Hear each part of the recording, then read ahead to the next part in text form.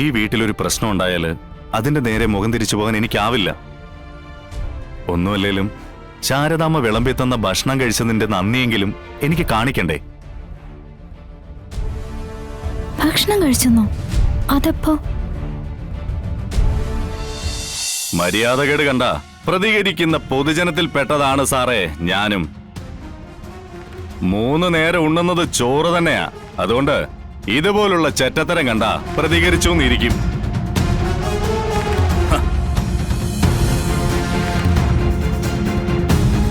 എങ്കിൽ നല്ല ഇടിയും കിട്ടും.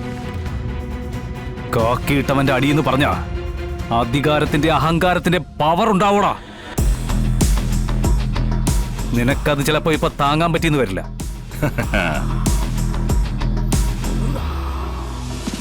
കാക്കി എന്നാടാ നിനക്കുണ്ടായത്? നീ നിന്റെ അടിയുടെ പവറിനെ കുറിച്ച് പറഞ്ഞല്ലോ. കോളേജ് ഇലക്ഷന്റെ തലേന്ന് സ്റ്റാച്യു ജംഗ്ഷനില് ആർട്സ് കോളേജിലെ പൂച്ചാണ്ട് സുനിലും കൂട്ടരും നിന്നെ വളഞ്ഞിട്ട് തല്ലിയപ്പോ നീ ഇപ്പൊ പറഞ്ഞ ഇടിയുടെ പവറൊന്നും ഞാനന്ന് കണ്ടില്ലല്ലോ. ഓ, അന്ന് നിനക്ക് കാക്കിയില്ലല്ലോ അല്ലേ? കാക്കി ഇട്ടാ മാത്രം ബലം വെക്കുന്ന നിന്റെ മുഷ്ടിയുടെ പവറ് അടിതടവ് പഠിച്ച ആണുങ്ങളുടെ മുമ്പിൽ നീ എടുക്കരുത്. എടുത്ത മുന്നും പിന്നും നോക്കില്ല. ഇരുട്ടത്ത് പതിയിരുന്ന് തീച്ചാങ്കത്തി കയറ്റും പിള്ളേര്. പറഞ്ഞില്ലാന്ന് വേണ്ട. ശിവ, ഇത് കളക്ടർ ശാലിനി മേഡം തന്ന പരാതിയാണ്.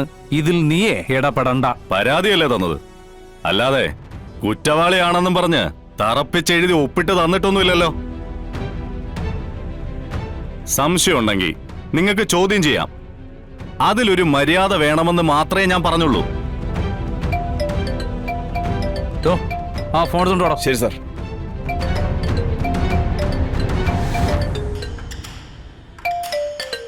സാർ. ഹലോ, ശരി, ഓക്കെ.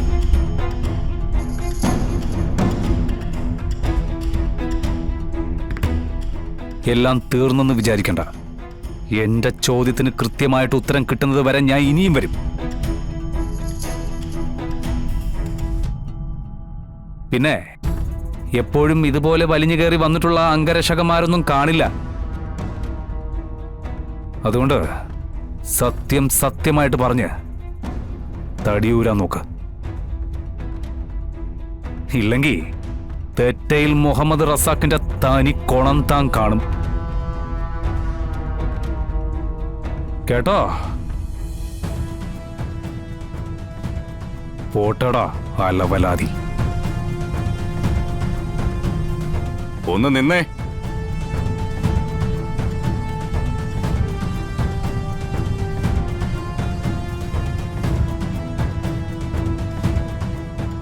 TM റസാഖ്,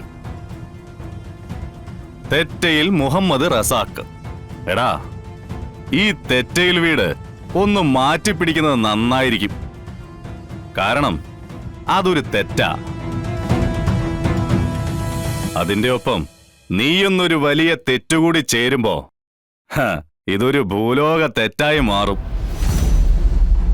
അതായത് ഭൂമിക്കൊരു വലിയ ഭാരമാവുന്ന, തിരുത്താനാവാത്ത ഒരു തെറ്റ്.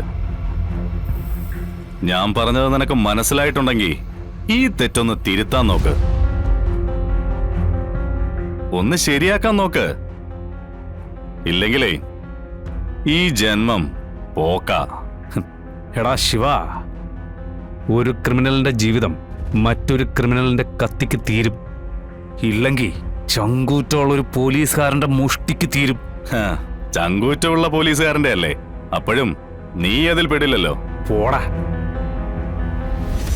എന്റെ കയ്യില് നിന്നെ ഒതുക്കത്തിൽ കിട്ടും. കാത്തിരുന്നോ. പാടോ സാർ.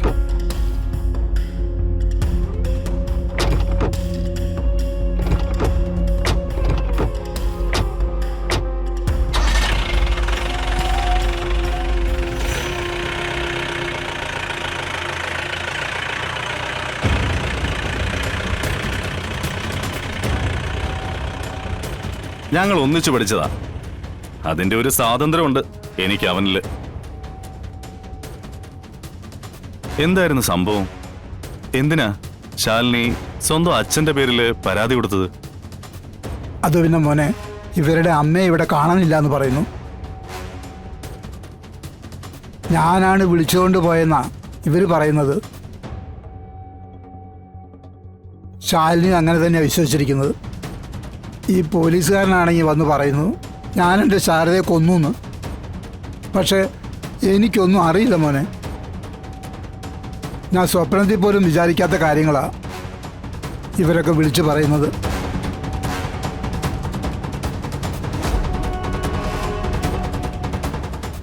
ഞാൻ എൻ്റെ ശാരദയെ കൊല്ലുന്ന മോന് തോന്നുന്നുണ്ടോ? അത്രയ്ക്ക് ദുഷ്ടനാണോ ഞാൻ?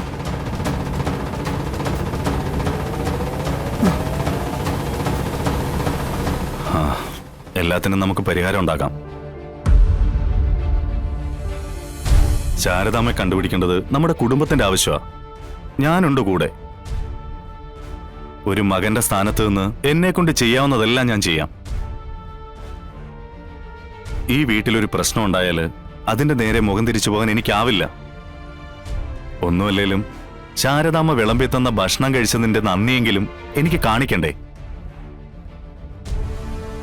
ഭക്ഷണം കഴിച്ചെന്നോ? അതെപ്പോ?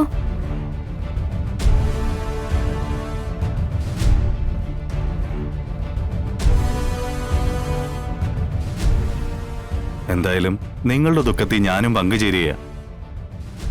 ശാരദാമ്മ തിരിച്ചു വരും.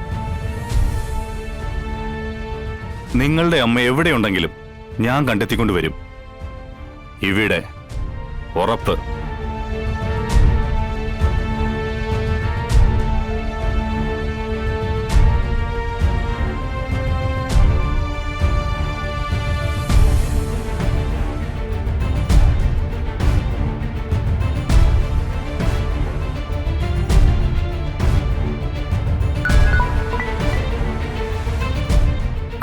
പറഞ്ഞോ ഡേസി.